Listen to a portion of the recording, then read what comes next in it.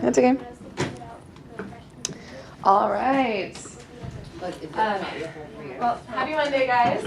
How's everybody doing today? Good. Good? Good. What I'd like to do is, as I take roll, if you guys could just give me a one-word description of how you're doing today. So just one word. Good. It could be sad. It could be happy. It could be stressed. It could be anything you want, however you're feeling. Okay, so I know Michaela is not here today. Rachel. Good. Good? All right, good. Riley. Here. Here? How are you feeling today? Good.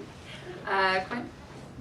Great. Great. Oh, great. I like it. Great for a Monday. Sarah? Good. Good. Okay. Lots of good. Leanne? Awesome. Awesome. All right. I like this.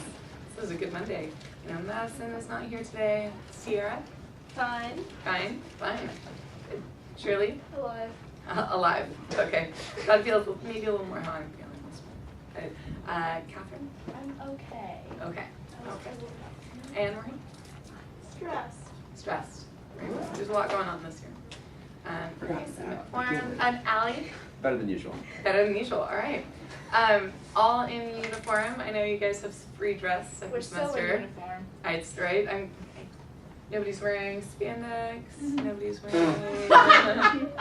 I have to check on that stuff. So, okay, good. So what is just spandex? Rules are no spandex, no crop tops. You know that's in fashion. Is that it? Like No workout gear, no leggings, no spandex, like stretchy said stuff. no pajamas. Just appropriate, and no pajamas. No pajamas Okay. is also good.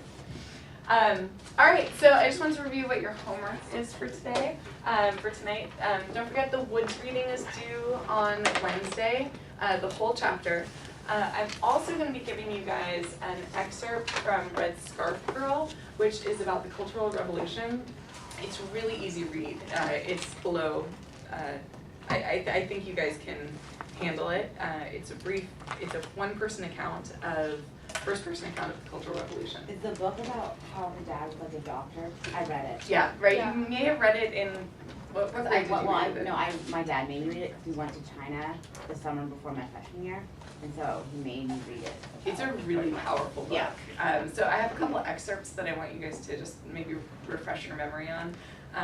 It's a pretty powerful experience. Like, what did you think about it?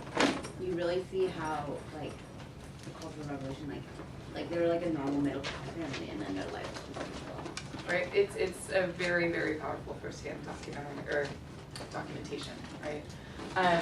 So I'm going to have just a short excerpt. I know you have a lot of reading already with the chapter being due, but this will give a different type of reading for you guys to look at. Also with the Woods reading, please come prepared with one question from the reading that you would like to discuss, and we'll have kind of some time to review those questions that you have in class. Reading or with the With the Woods reading, Red Scarf Girl we will be discussing in class as we talk about the Cultural Revolution. We're going to talk about it in tandem. Okay, and so just so you know what the objective and what the aims for today's class are, we're going to identify and discuss the China paradox, which is the article you all read for homework, talking about what the China paradox is, right? Why it's interesting. And we're also going to research and analyze China's development level based on the political and economic development indices. Okay, this we've done before with all the other countries. You know how to do this, but we're going to review it because it's definitely something that's going to show up on the AP exam. All right. So before we jump into the content for today, I just wanted to review the unit calendar since this is the first class of the unit.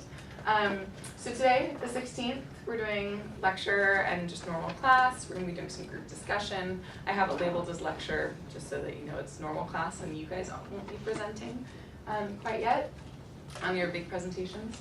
So we have the 16th is lecture, 18th is lecture. You guys go on your retreats the 19th, 20th of this week. I know you're all excited. It might not be. The 23rd we have lecture again, 25th lecture, 27th we have a Red Friday right before spring break.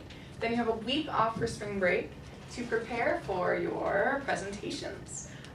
We'll be choosing presentation topics next class, and we'll also be deciding when we're going to be doing our Chinese dinner or maybe dim sum I wanted to throw that out there for you guys.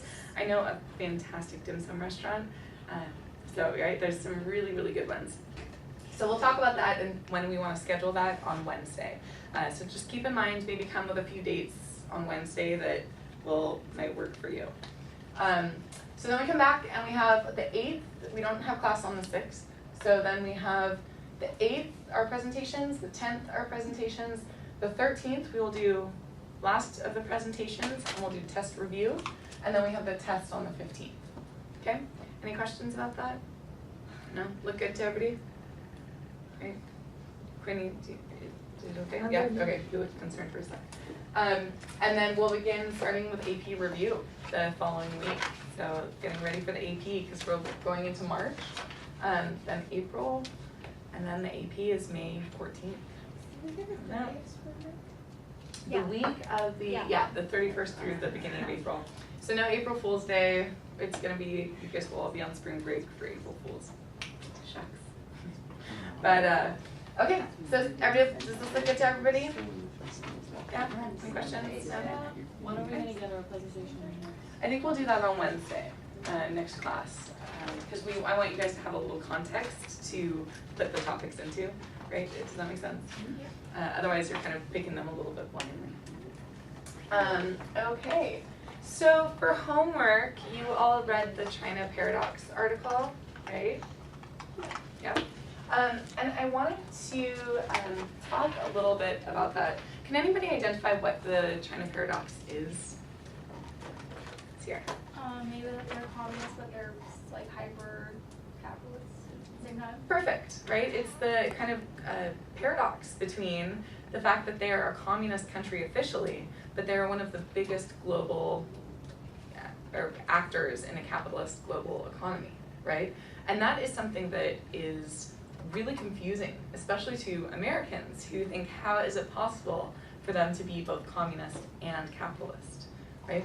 Quinn? Isn't it also how like they have like so much kind of like business going on in their country, yet there's some people who are like farmers with no electricity in the middle of nowhere. Like they have such like extremes on both ends. So how can they be like so rich and like we owe so much money to them as America, yet they're like getting funding because they're so poor also. From places like the IMF, right? One thing that we've talked a little bit about is inequality bigger in capitalist society or in communist, in theory? Yeah, should be capitalism. In capitalist, why? Because the rich can get richer. Opportunity, not equality of Good. I love that you just said that. Can you say that one more time, result. please? It's equality of opportunity, so everybody like has the same place to start to make something of themselves instead of equality of result, whereas everybody in the end should be equal. Good. Equality of op? Equality of result. So this would be capitalism. And this would be communism.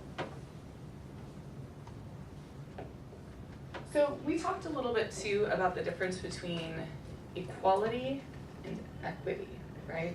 Do you remember that visual that I showed you guys?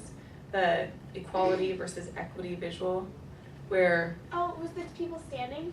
yes, does everybody remember that? There were some people in a box.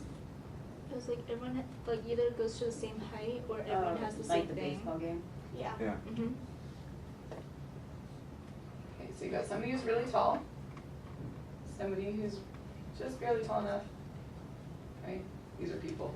Sorry for my poor stick figures. That's equality. And then you have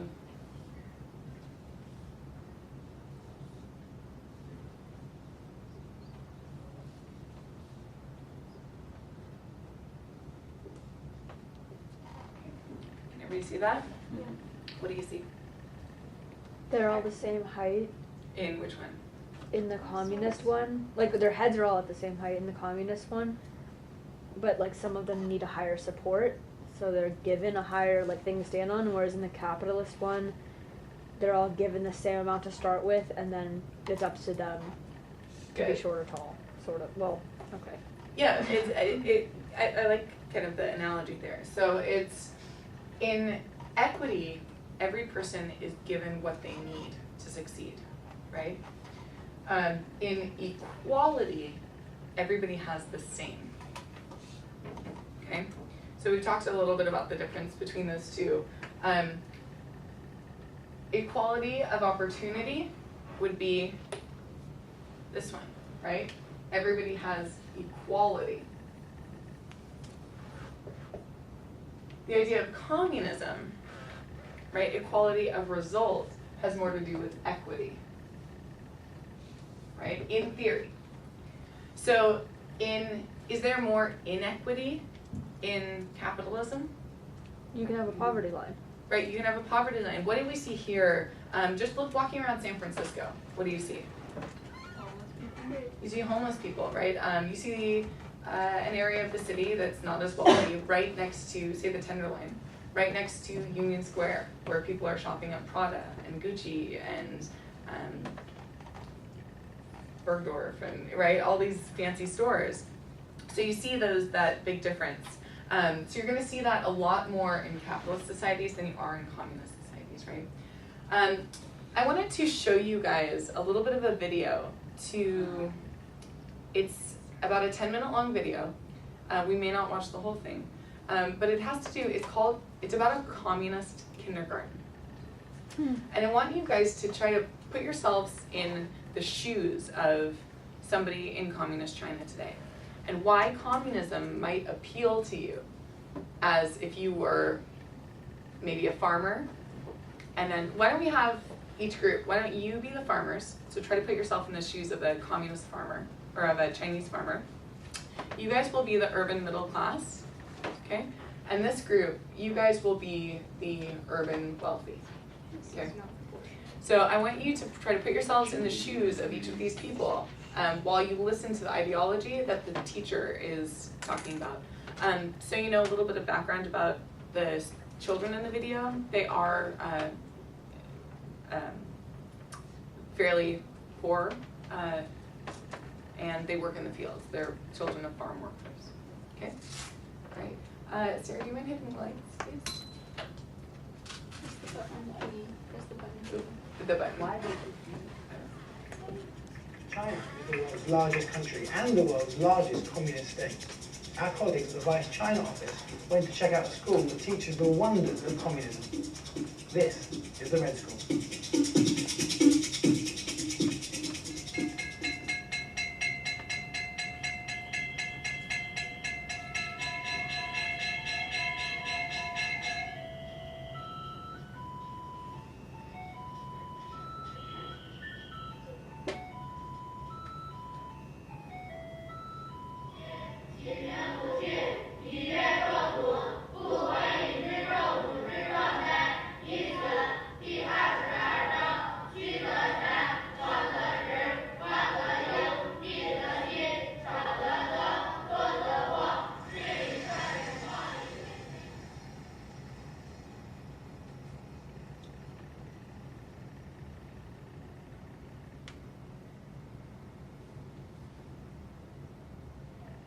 人的要求是很低，就是能吃饱穿暖。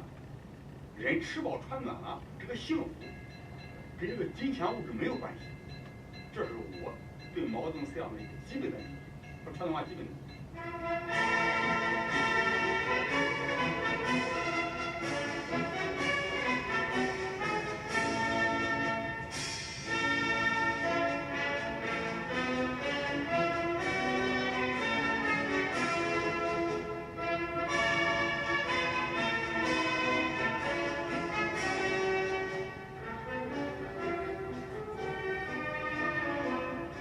我一直都热爱这个东西。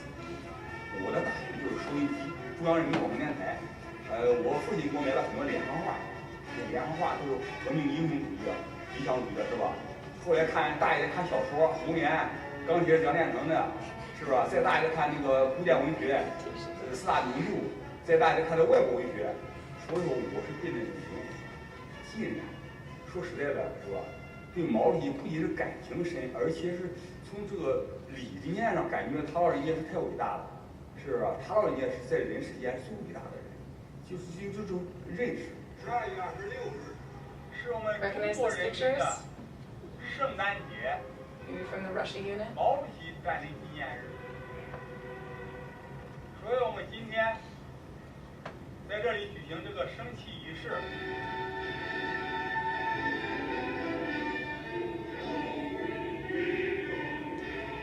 毛主席是为人民的，这个人民不但包括工人、农民、知识分子、将军战士，而且包括汉奸、卖国贼，包括贪污犯。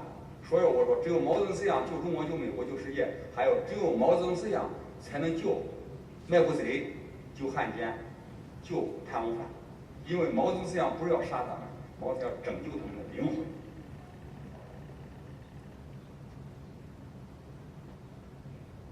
那么多的贪官污吏，那么多的事，是吧？我们都啥都抓吗？抓几个是可以的，为了镇镇民心，是吧？但不能打。那咋弄啊？对不对？你不让他都跑嘛，都跑外国去嘛。所以说他们都不能入卡，弄护照啊，对不对？弄外国是吧？双重国籍啊，什么东西，什么是罗官啊？我们要给他们网开一面，要把这个道路给他指出来，指明，放下屠刀，立地生活，这钱交出来，还做你的官，还过你的好生活，心安理得了。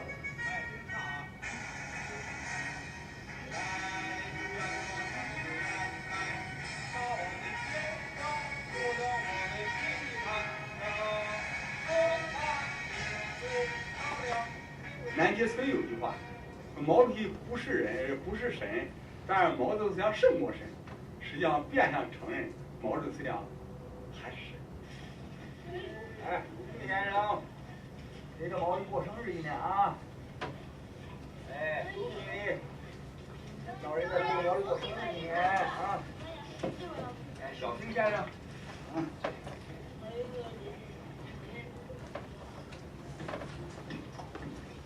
你最喜欢右派高人？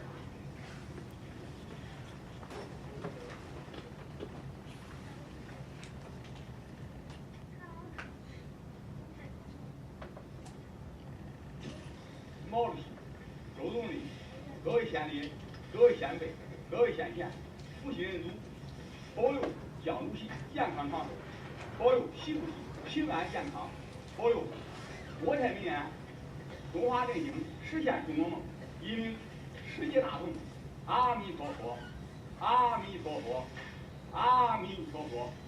中国教育现在非常难做，非常难做，因为到处都是污染。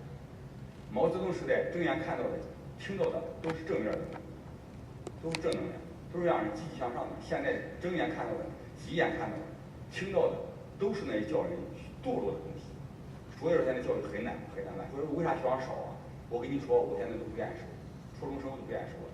13岁以上的小孩基本上都教不出来，没办法，没办法教，因为你教的没有污染，到处都是污染，你电视啊、网络都是教人学坏的。这个年啊，全家了4个6个人，念不念啊？念不上，是不是对的？对是小词儿，那念辍。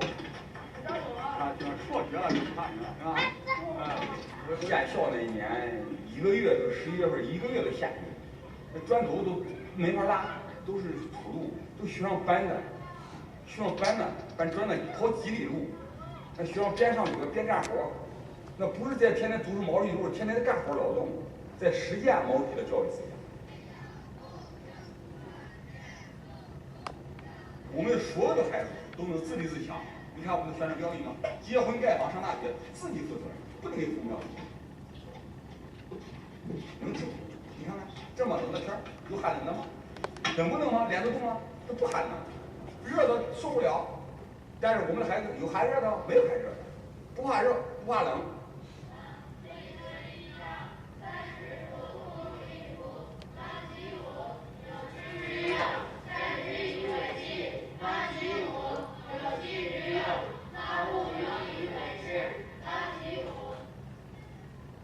这个小屋呢，这个小屋要保留着，为啥保留着？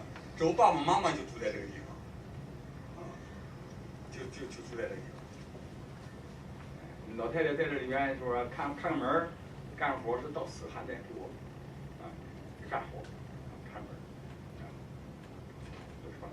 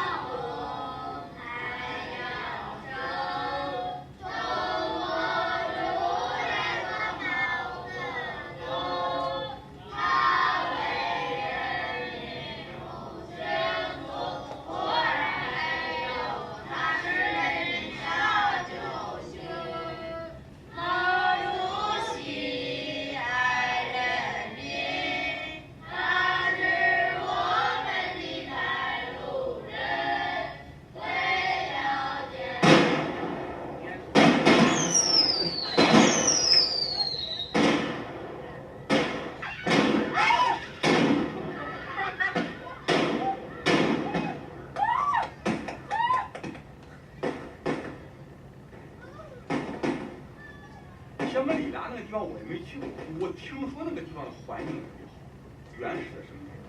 我希望你们要呼吁，千万不要污染，可不能高度开发，一定要保护这块草地，生态保持好，人与人间的关系亲密和谐，那才是人类要实现的大社会。我们的中国梦在哪里？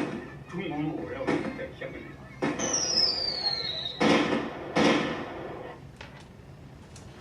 Sarah, do you want to more, please? All right, what did you guys think of that video? Was it? Yeah, I Leanne? have a question. Sure. Why was he saying, like, I don't really understand what he meant by, like, being saved. Right, so I put this quote up on the board. Children over 13 can't be saved. So saved from what? Saved from capitalist influences, right? That they have to be saved to return to communism. And that by watching TV and listening to media and outside influences, that they're being corrupted. I think you used the word corrupted several times, by capitalism and by the influences of capitalism, right? And promoting the self rather than the common good, right? Does that make sense? Mm-hmm. Did you guys notice the lyrics to some of those songs? I think I actually saw Shirley, you spent some time in China when you were younger, right? I heard you singing along kind of under your breath. Can you tell us a little bit about It's that? written during it's like most like national songs. It's written during war, so it's written during the one against. It's the first one, like the one before the Cultural Revolution, and they're like a rise because you're going to like kill off all these people and like get them out and like wring their necks or something. Right? It was a pretty gruesome song, but whose name did you see over and over and over again? Allie? Mao Zedong, right? Chairman Mao. So we're going to learn a lot about him a little bit later. We won't be talking too much about him this class, but I want you to keep in mind how important he is to communism. He is the father of communism in China, and so we're going to be going deep into what the philosophies are and why he was so integral to China becoming a communist country. Leanne, do you know about him? No, I was just gonna say my great-grandpa, he like spoke out about communism and then he went to jail. Really? For like, until, yeah, he went to jail for like 20 years or something. In China? For speaking out, and then he ran away. When he got released, he went to Taiwan. Wow. Do you have some kind of any primary source documents, or is he around? He's dead, but Okay. my grandpa's alive. Okay, that would be really interesting to hear him maybe come in firsthand. Can we talk after class about that? That would be really cool. The Cultural Revolution was a pretty horrific time, and people look back on it now and think about it I think, differently than at the time. But we'll come and discuss that a little bit later. But it was the big kind of leap towards really creating an isolationist communist state, Okay, so you did a lot of reading about, oh, actually, before we go on to the reading, what did you guys think as each of your kind of assigned groups? What did you think? Let's start actually over here with the urban elite. What would you guys think about communism after hearing the kind of ideology expressed in the video? It's bad. For us, yeah. Yeah, why? Can you elaborate? You lose what you have when you work for it. You lose your money, your assets. Right. What ideology do you think you would maybe be more inclined to like? Capitalism? Right? Why? I guess you could be like the taller guy. Right? You'd be The tall guy. this guy, right? Except for these are platforms of money, right? Okay, this one, right? So you would be the taller guy, urban elite would be here. Cool. So you would prefer capitalism rather than communism. But what about the way that they were talking about it? It's all for the good of society. Don't you want the good of society? I think it's at our expense though. Okay. Your expense, you have to share. Okay. What about the urban middle class? I mean, I think it sounds like a safe bet. Okay. Safe bet. Why? Can you elaborate a little more? Cause I don't have the chance to like lose a whole bunch of stuff if I like invest in a school or something, because I know that like everybody's gonna kind of be getting the same thing, but at the same time I don't have to worry that like if I'm trying to educate my kid that they're not getting what everybody else is getting, Mm-hmm. because it's kind of taken care of. I don't know, it doesn't seem very like risky. It seems like I can kind of like trust that, kind of stick with it, Okay. like stay where I am. So you'd be okay. You don't have to put in any more work for communism, right? You could just kind of stay where you are, keep doing what you're doing, and you're fine. Like right? I'm You working know with you're taking society, care I'm of. doing my part that I'm supposed to do, and then they'll do their part for me, and it kind of works out. Even done. Okay, I like that. Great. That was a great. Do you agree, Shirley? I mean, no, but yeah. Okay. No, but yeah. Can you? Well, so under Mao's thought, anyone who isn't a farmer is bad. So technically, anyone who isn't a farmer is going to get killed, Okay. almost, or like be at a disadvantage. Okay. So I don't really agree. Okay. So you think that as an urban middle class, you would prefer to maybe work in a factory or have a kind of 9 to 5 job? You're going to work in a factory anyways, but at least you're going to get money for it, and you're going to work for your own good instead of this good that everyone speaks of but you don't really benefit from. Interesting. So you see the appeal of capitalism, right? Maybe more so than communism. Interesting. So, and Allie, do you want to be the tiebreaker? Yeah, I was gonna go completely indifferent on it because each side has its pros and cons. While it'd be nice to be in a society where you don't have to worry about your position, because the middle class kind of is a little sporadic on which side it ends up tending to fall to, and going into a communist society means you would have to not really worried about that. But on the other hand, it would be having to do so would have to be removing yourself from the current place where you live right now. I mean, being urban middle class means you're in the city, and the place where the school is outside of the city, and it seems like you'd have to take a big kind of leap of faith to leave where you are to go to this community that could possibly fail. And so I'm kind of indifferent on the two of them. Interesting. Okay, so urban middle class, you guys are split, kind of straight down the middle. Interesting. What about the rural poor? You would be the farmers. All of you are just like communism. Yes, let's do it. I'm in. Can you tell me why? We get food and all the benefits. All the benefits, food and money. What else? What else? You get to take the stuff from the urban elite, right? You're just like, yes, take it from mine. Kat, what about you? yeah, I'm happy. Yeah, you're happy. You're just like, I'm all in for communism. Yeah. All right. Okay, so interesting. That's going to be really important to keep in mind. The different role that society is going to play. Recent population trends have seen the urban middle class expanding big time. Right now, the urban middle class is becoming more and more of a potential threat to the elite, urban elite, and more rural farmers are moving to the city. I'm actually going to show you guys a population map. What do you guys see here? The blue is the really high concentrations of population, and the red is fairly high, but not crazy high. It's 260 million per square mile, and the blue is 1,035 people per square mile. So that's a lot of people. And then you get to the orange, and white is 1 person Per kilometer. 1,000 people per square mile. Okay, that Pretty makes cool. way more sense. Yeah, 1 million. Sorry, these are 1 million. It's pretty concentrated. Concentrated where? In the east. Like on the coast. In the east, Like, on the coast, On the right? big cities like Shanghai, you see there's blue. Shanghai, all blue, You can't right? see any of the other places. Jinan province, right, is blue. Zhengzhou is blue, and I'm sorry if I'm butchering some of these names. I'm doing my best to pronounce them properly. Sarah. I just have like a question from the video. Yeah. The head of the school talking about how he's never been to Shanghai. So he was like, but I've heard it's a beautiful place with a pristine environment. Mhm. So like, do you like, it's, like I get the like, just you've been just so exposed to the propaganda of Mao's thought, but do you really like, they really don't know how bad the pollution is?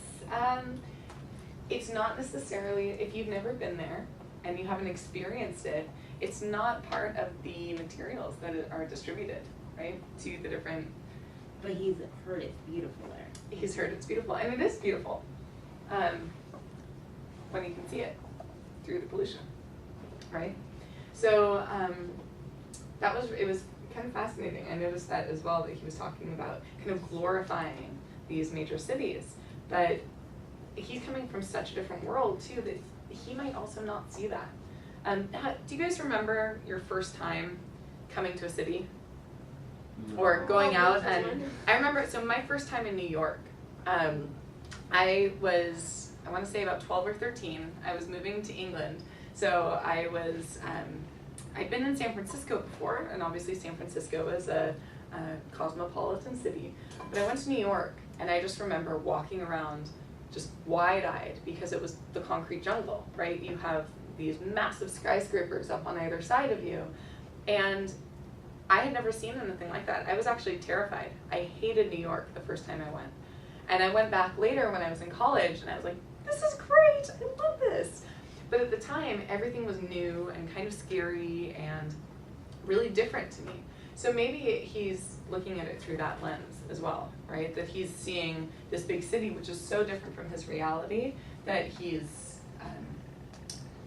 processing it differently. You know, it still is pretty cool. If you've never seen a skyscraper, it's pretty cool, right? And you're probably going to focus on that rather than the pollution, right? Does that help answer your question, maybe? Okay, so looking at the population, I'm trying to remember which province exactly the video was in. Sorry? Henan. Do you remember? It should be in the south, southern half of China. Henan province? I don't see it. It might be, I know it's in one of the orange or yellow areas, right? Because we were talking about the rural areas. And so you notice that most of the population is concentrated on the East Coast. There's actually 53% of the population is concentrated on the East Coast. Okay, I'm gonna go back. Oh, by the way, look at that population. That's 1.3 billion people in China. By territory, it's the 4th largest, so they have room to spread out, but they are all mostly concentrated on this East Coast. I'm going to go back to this topographical map just to point out some of the major geographic features. So China is massive, right? It's all this green outlined area here. It goes all the way up here. You have the Gobi Desert, right, which is a major desert. You also have the Taklamakan Desert. Are deserts generally populated very densely? No. Generally not, right? So this is kind of eliminates a large portion. And there are nomadic tribes that live in those areas, but they tend not to be as desirable of a place to settle. You also have the plateau of Tibet down here, and the Himalayas. The Himalayas separate China from India, and Nepal is down here.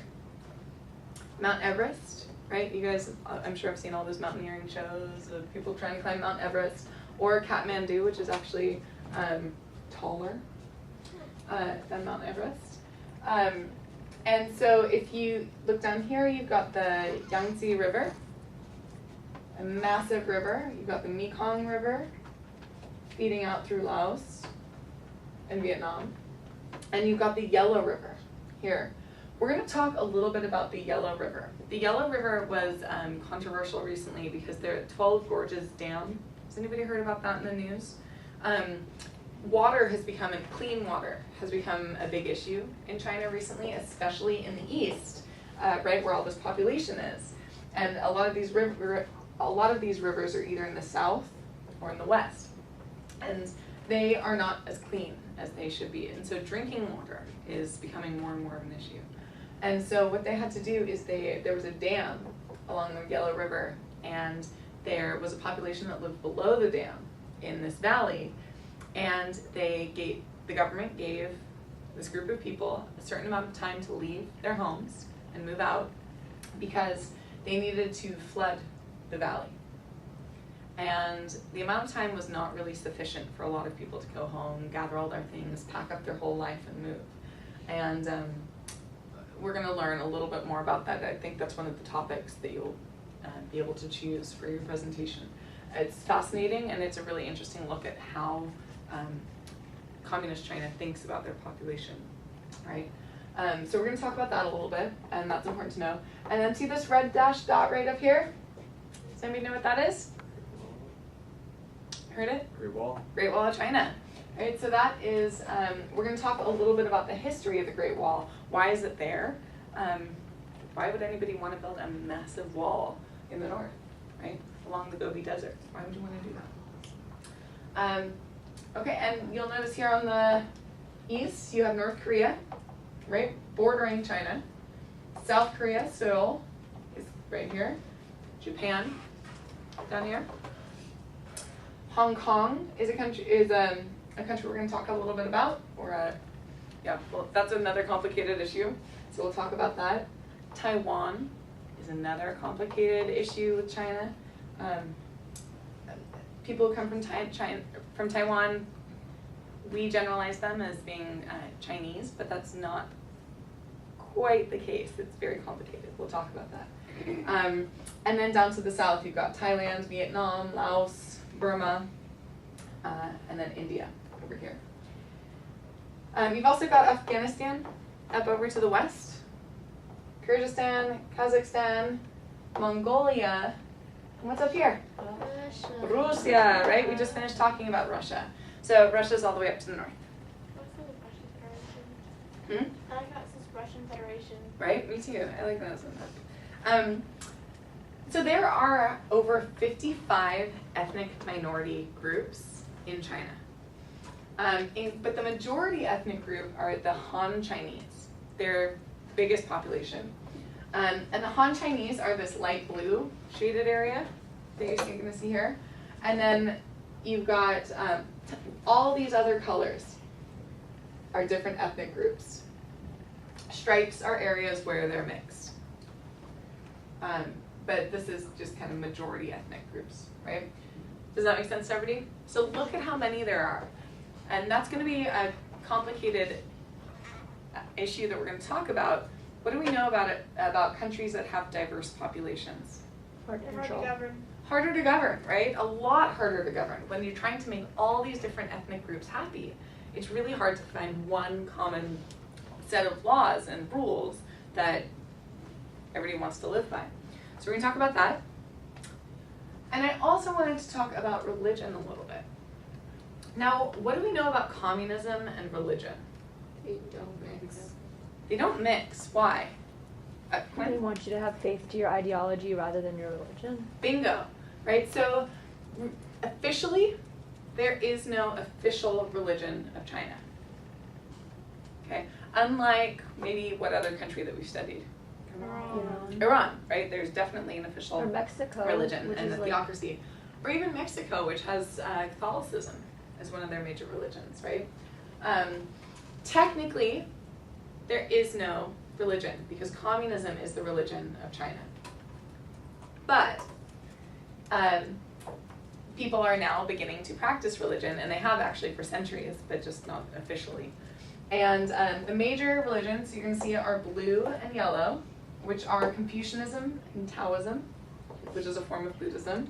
And then Theravadan Buddhism, which is a different type of Buddhism. That's also going to be another one of your topics that you can talk about. So one thing to note though about this map is it makes it look like there's no mixing. This isn't maybe the best map, it was just the best one that I could find, but there is a lot of mixing in here. Interestingly, I was talking to Mr. Stafford and he was telling me about a friend who was Protestant and wanted to go to church while they were in China. And when you go to a Protestant church in China, you want to? Well, it wasn't me, but never mind. No, it's okay. Go ahead. Do you want to share? Oh, well, in Hong Kong, the church that we went to while we were there, it's like a mega church, and there's like 10,000 people that go there, and that's the only church that allows Protestant. Interesting. And did you have, by any chance, to check your passport at the door? No. So interesting. One thing Mr. Stafford was telling me about is that when you go to a Protestant church in China, you have to show them your passport because they don't allow Chinese nationals. They only allow internationals, international citizens to go to that church. And I thought that was fascinating. It's something that I would never have really thought of, that intersection between church and state, right? How adamant they are that there should not be a religion. Okay, so based on that little bit of information, we're going to do a really brief activity. What I want you guys to do is, I'm going to assign you each one of these topics, and what I'd like you to do is look it up, and you're going to come up and write it up on the board. And then from that, we're going to determine what China's development level is. One of the big things to keep in mind is that, actually just before we break out our technology and start doing that, I want you to just think about communism. What do we know? What does communism control? Economy. Economy. What else? Life. Social life. What else? Government. So politics, social life, and economy. Doesn't that make it difficult to become like a fully developed country if they can't have fully democratic elections? Good. Good.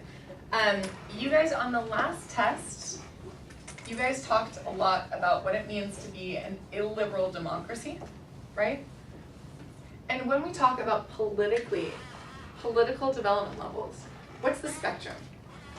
If I was to do kind of on the far, so you're going towards development levels. LDC. So we've got, well those are, so we've got LDCs, NIC, Post-communist. post-communist,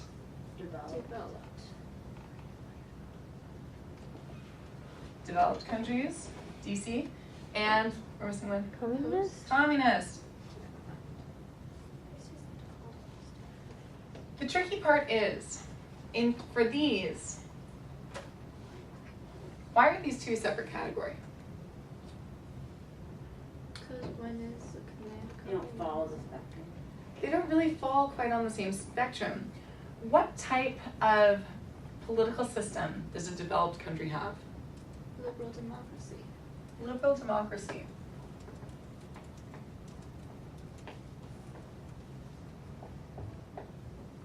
When we're talking about maybe an NIC or an LDC, what's the kind of opposite extreme from a liberal democracy? Authoritarian. Good. An authoritarian regime, or, Marie? What's this word? Sorry, authoritarian regime, or, Democratic. or, no, Total totalitarian. Totalitarian. Good. Currently there are no totalitarian, but we're going to put that over here. Totalitarian. Okay.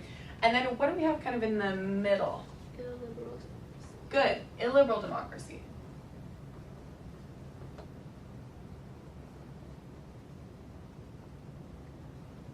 Okay. So the goal, if we can consider a developed country being a liberal democracy, and we consider NIC, and then maybe LDC is kind of over here on its way to being a liberal democracy. Communist, post-communist states kind of fall in that gray area. They're kind of the, how do we classify them? If their goal is to be a liberal democracy, would you guys consider a communist state to be a liberal democracy? No. No, right? What's the definition of a liberal democracy? Let's start with that. Free elections. Free and fair elections, right? So we've got free. But for a liberal democracy, do you have to have like civil rights plus political rights, like civil liberties plus political rights? Like we have that essay on it. Yeah, that's a good Yeah, question. that's- Well, it's Civil gotta have liberty. strong civil liberty. So, You That's a have good to have question. political rights if you want free and fair elections. good. Political rights mean that it's implied that they're protected by the state, right? Okay. So the government is protecting your right for something. Can anybody give me an example of a political right? Allie? Right to vote. The right to vote. That would be a political right. Okay. What about a civil liberty? What's a civil liberty? Let's define it first, and then I'll ask for an example. Civil liberties are like if you're able to use like social media, if you're able to like use freedom of speech, freedom of press, etc. Good. Freedom of press would be a good one. Freedom of speech. So that's the freedom. It's Good. like individual expression or something, right? Good. Yeah, it's individual expression, and they're not necessarily protected by the state per se. They can be, but they're not a kind of part of your political right. Right. Does that make sense to But everybody? you don't need that to be Yeah. a liberal democracy. So liberal democracies, political rights are a necessity. They're a part of free and fair elections, right? So right to vote comes under here. So political rights are necessary for a liberal democracy. But civil liberties can vary. So again, remember we talked about that gray area in poli-sci and how it gets really complicated? Civil rights, there's no kind of set amount of civil rights that are required for a country to be categorized as a liberal democracy. Okay, so a country could have freedom of press, or a country could not have freedom of the press. It would be considered more of a liberal democracy if it did have those things. But there are examples of countries that are considered liberal democracies that have political rights, but maybe don't have some of the civil rights. It's kind of a complicated, it's a weird concept to think about. Okay. Does everybody understand that? Yeah? Okay, so if we're looking at this, this is one part. Where would you put communist or post-communist? Like where would you put Russia, for example? Illiberal democracy. Illiberal. Because that also has to do with like the illusion of having like being able to vote. Isn't that kind of in Iran too? Yeah. It's like we're letting you vote, but it's also of the people we Mexico. picked. Good. So that's called an illiberal democracy or hybrid, right? Okay. Hybrid regime. And that means it's a hybrid between authoritarian and liberal, right? It's not quite one or the other, it's kind of in the middle. Does Russia say like we are communist? Russia says we are Post-communist. post-communist. What does China say? We are communist. Okay. Big time communist. Okay? So you're looking at China, and I would put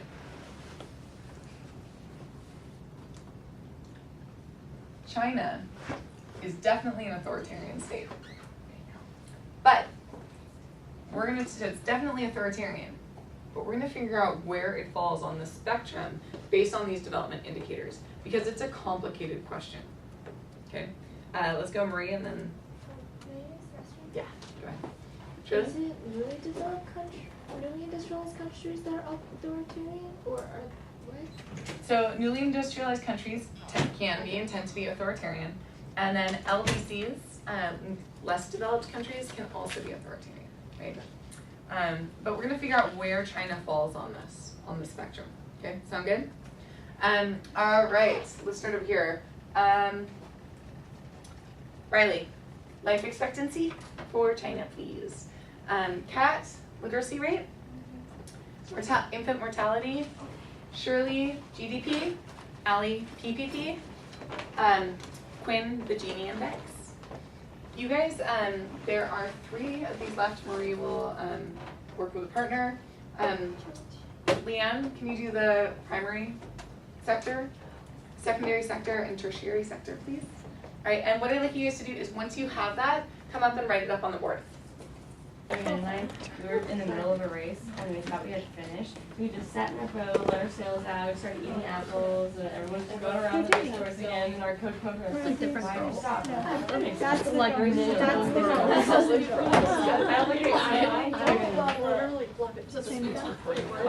so many different girls right now.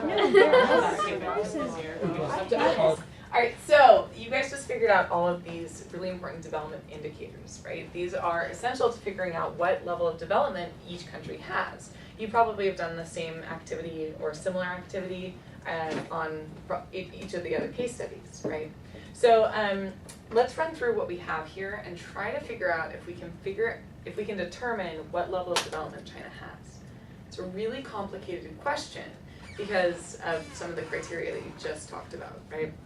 So let's start with life expectancy. Who did life expectancy? Yeah. All right. What did you find? Tell me what you found. Well, the average was 75. Okay. It's low, 75 point something low, and females live longer than males, but not by a crazy amount like Russia. Okay, good.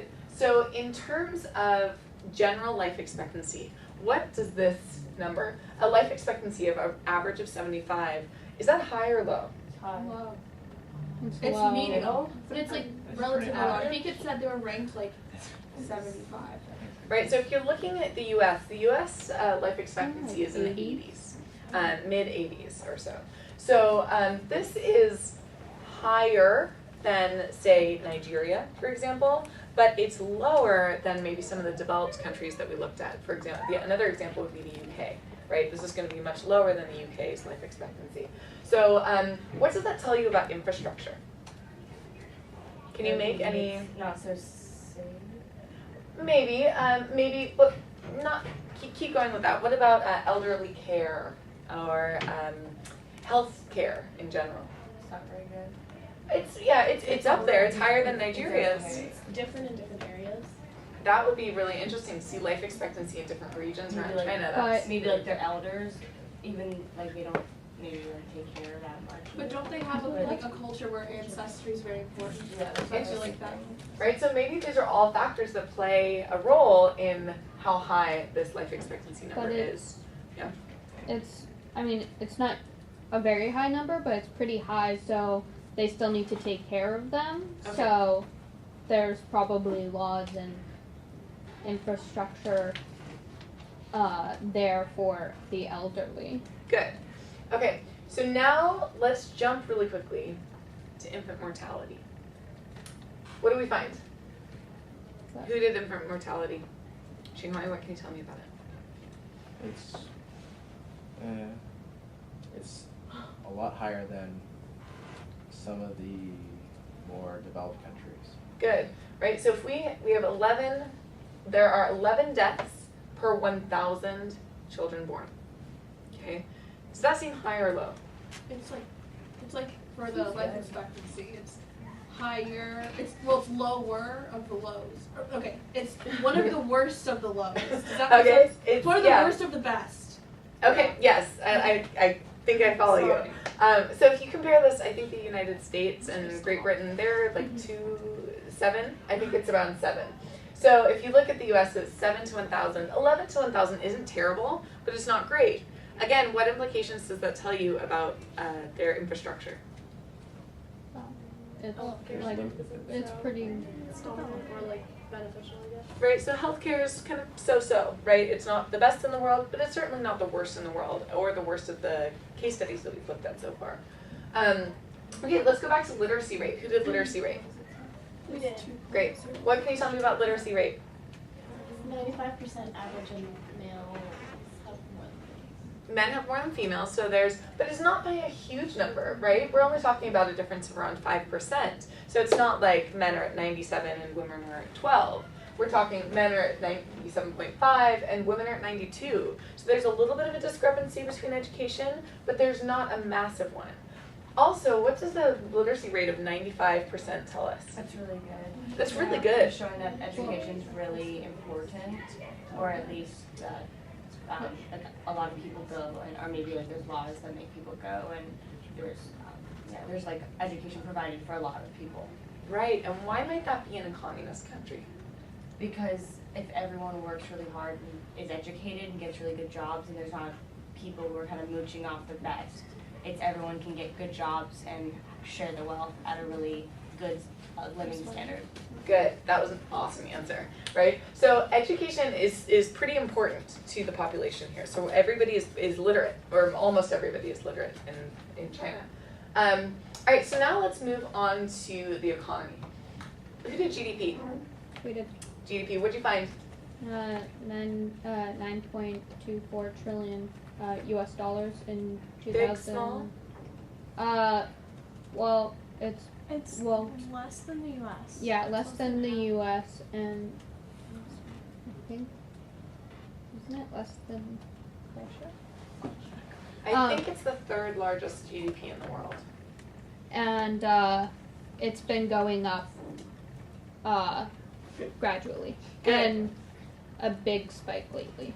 So. Great, so it's a pretty big economy. You can look at that and say, okay, we all know that China is a massive economic powerhouse, right? But does that trickle down in a communist country to the peasants in the rural fields? Well, who did PPP? GDP per capita. Who did that? You guys? No, I did. You did. Want to point something Yeah, out? yeah, of course. Mr. Stafford. Sure. The per capita, since it's per person, it can't be 13.39 trillion if their GDP is 9.24 trillion. Right. Yeah, that's purchasing power parity, which is different from GDP per capita, I believe. Okay. That's not per capita. Sorry, do you want to? Speak a little louder. No, the number we put down there is PPP instead of GDP per capita. PPP? It's not per capita. I think per capita is slightly lower. I believe the per capita GDP is about 11,000. Because if you look at the population, you divide the GDP by the population, right? So if we're looking at the GDP is 9.24 trillion, and you divide that by 1.3 billion. Does anybody have a calculator? Anybody good at trillions and dividing by billions? So that's, Right. 7,000. I believe it comes out to around 11,000.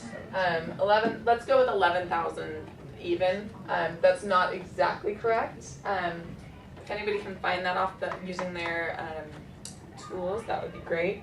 It's about $11,000 per person, right? Can you guys live on $11,000 per year? No. Right? So imagine all of this money, because the population is so large, it ends up with a pretty small number, right? You end up with a fairly small number per person. So does that say that communism works better with a smaller population? You would probably get more, but that's a good question. Because would you get more, or would you be producing less? Right, so if you've got a pie, right, and you're splitting it up between 10 people, or you've got a smaller pie and you're splitting it up between 5 people, do you get more or do you get less? Right? It's kind of proportional, right? So that's a good question though. Okay, so then let's move on to the Gini index. What is the Gini index? Can you tell me? Yeah. The Gini index is a scale from 1 to 100. Good. And 0 being perfect inequality and 100 being perfect inequality. Right, so 0 is perfect equality and 100 is perfect inequality. In theory, what is a version of perfect equality? Communism, right? But like true communism. True theoretical Marx's theory, right, that had never really been achieved, right?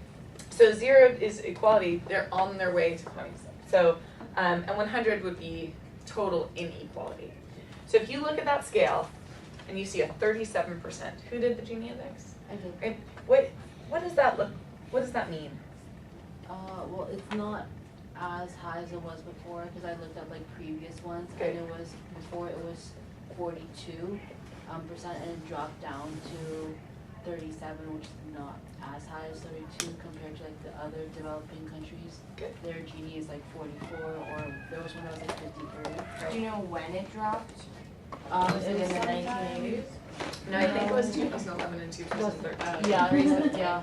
Yeah, so this is fairly recent, but look at that drop. That's a pretty significant drop, and that's great to see that change in the inequality, right? But that's also still fairly high, right? We're not talking about a 0. It's still 37%. That's significantly unequal.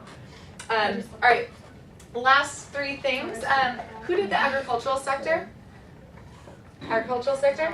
What'd you find? So it accounts for 15% of China's GDP. Okay. It currently produces 70% more than the entire agricultural output of the European Union, 150% more than India, and 205% more than the US. Wow. So that's interesting. Even though their agricultural sector is only 15%, it's more than the EU, the US, and India. Wow, that's really interesting. So that's good to see that it's 15%. I actually expected it to be more. I was surprised because then you move on to the manufacturing sector. Who did manufacturing? What'd you find? It was 44% of, or 44.1% of GDP in like 2008, and that was accounting for 11.3 of the total employment, 11.3%. Awesome. That's massive. That's almost 50% of the entire GDP is from the manufacturing sector. That's really important to note. So in terms of NIC, newly industrialized country, right? LDC, less developed country, or developed country, keep that number in mind, right? You're gonna have to think about that when you try to classify the development level of China. Last one, services sector. It was fluctuating around the 40%, a little over, but it's been increasing since the 90s, steadily up. Okay, so that's another really big number that you want to think about. Really fascinating to have a services sector that large, right? So in terms of classifying China, can you just talk really quickly with somebody in the table group and just come up with what development level you think China might be? Talk to a partner. Yeah. Liberal democracy, right? It can't be developed. Developed is like Europe. Developing country, developed country. It's between developed and developed. They're like on their way. They're on their way. All right. So y'all think it's not quite NIC? No. Yeah. It's LDC. LDC, NIC, or developed? No, It's like in the middle. Where would you put it? Here? Here? No, Here? I think it's between NIC and developed. Yeah. Between NIC and It's like developed. NIC 0.5. Yeah. So some people think here? Yeah. Yeah. Here? Yeah. Okay, interesting. You guys are going to learn more about how to classify China as we move on. So thank you guys for